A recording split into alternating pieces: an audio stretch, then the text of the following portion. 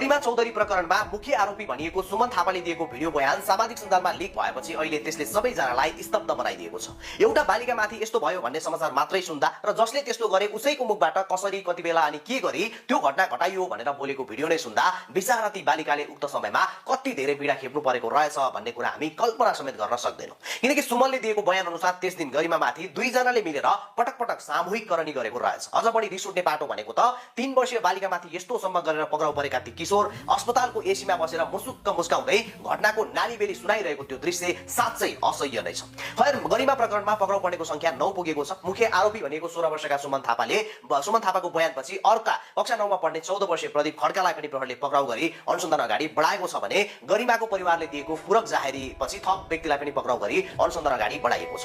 पक्राउ पर्नेमा मुख्य आरोपी 16 वर्षीय सुमन थापा, अर्का आरोपी 14 वर्षीय प्रदीप खड्का र सुमन सहचालक रहेको गाडी धनी 24 वर्षीय प्रोगेश चौधरीको मात्रै नाम प्रहरीले सार्वजनिक गरेको छ भने बाँकी 6 जनाको नाम र पहिचान गोप्य राखिएको छ।